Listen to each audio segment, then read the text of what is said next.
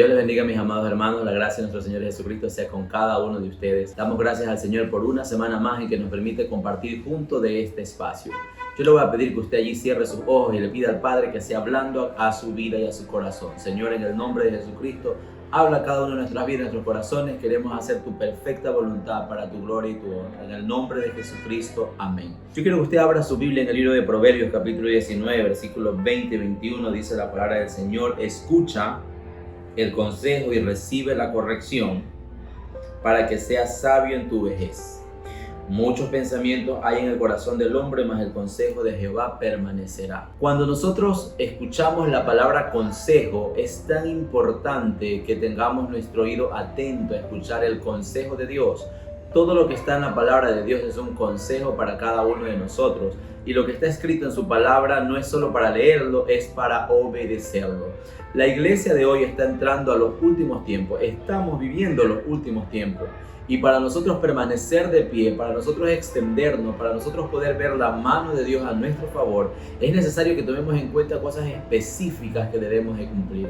En primer lugar, la iglesia de hoy necesita tener un oído espiritual agudizado para aprender a escuchar la voz del Espíritu Santo. ¿Y cómo es que yo escucho la voz del Espíritu Santo? Cuando yo permanezco en oración. El libro de Primera de Juan, capítulo 4, versículo del 1 al 6, nos habla específicamente de cómo en los últimos tiempos se levantarán falsos profetas engañando. ¿Pero a quiénes engañarán? Aquellos que no leen la palabra, aquellos que no conocen la palabra de Dios, aquellos que no tienen intimidad con Dios, y por ende, al no tener intimidad, mi oído espiritual no está agudizado para aprender a escuchar su voz. Pero si yo escucho su voz en medio de la adversidad, en medio de las vicisitudes, yo voy a aprender a avanzar, a continuar, y que todo lo que yo haga me va a salir bien, va a estar bien. ¿Sabe por qué? Porque el que aprende a escuchar la voz de Dios jamás fracasa. El que aprende a escuchar la voz de Dios jamás las cosas le salen mal. Eso no quiere decir que no vas a tener problemas. Eso no quiere decir que no vas a tener inconvenientes. Pero eso quiere decir que vas a estar seguro, alineado por la mano poderosa de Jehová. Pero cuando nosotros no aprendemos a escuchar la voz de Dios, entonces nos vemos de tumbo en tumbo, de problema en problema, de dificultad en dificultad, porque no hemos aprendido a escuchar su voz. La palabra del Señor dice: mis ovejas oyen mi voz, yo las conozco y ellas me siguen. ¿Por qué? ¿Por qué las seguimos? Porque hemos aprendido a escuchar la voz de Dios.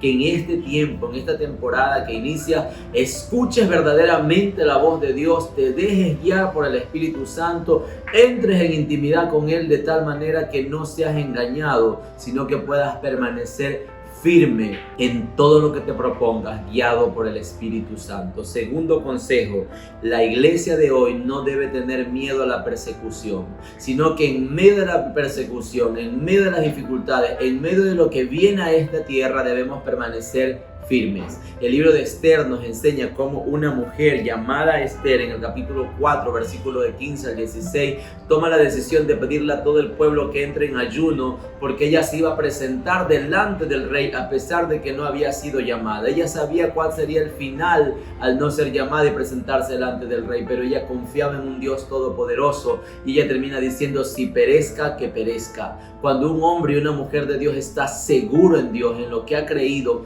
ese hombre no se mueve, sino que en medio de la dificultad muestra la gloria de Dios en su vida y a favor de otros. Viene prueba y persecución para esta tierra, porque Dios tiene que separar lo verdadero de lo falso, y solo los que seamos hijos verdaderos de Dios permaneceremos firmes en medio de esta persecución que viene para la iglesia. Consejo número 3: nunca dejes de orar. La iglesia gana las victorias en oración. La iglesia que tiene un pueblo que ora, un pueblo que se humilla, un pueblo que intercede, es la iglesia que va a ver la mano de Dios a su favor. Recuerden, lo he enseñado siempre: toda intercesión es una oración, pero no toda oración es una intercesión. Necesitamos orar y necesitamos interceder. Necesitamos ser una iglesia que se preocupe por lo que está pasando fuera de las cuatro paredes del edificio donde nos reunimos. Todo lo que nace en Dios prospera. todo lo que se recibe de Dios siempre, pero siempre tiene que nacer por medio de una oración. Así que yo te animo y te exhorto a orar en todo tiempo para que puedas ver la mano de Dios a tu favor. En días pasados viví una situación bastante compleja, pero esperé en Dios, esperé en Él y Él movió su mano poderosa a mi favor. ¿Sabes por qué? Porque el que es guiado por el Espíritu de Dios, el que aprende a escuchar su voz, el que no se pone atemorizado en medio de la prueba y el que ora en todo tiempo, siempre, pero siempre verá la mano de Dios obrar en gran manera a nuestro favor y al favor de quienes nos rodean. Y el último consejo para terminar este devocional, mi amado hermano, es que nunca pierdas la compasión. El catalizador del ministerio de Jesucristo siempre fue la compasión por las almas. Cuando nosotros leemos el libro de Mateo capítulo 14, versículo 14, nos damos cuenta que dice la palabra del Señor que Él, viendo la multitud, tuvo compasión porque los veía como ovejas que no tienen pastor.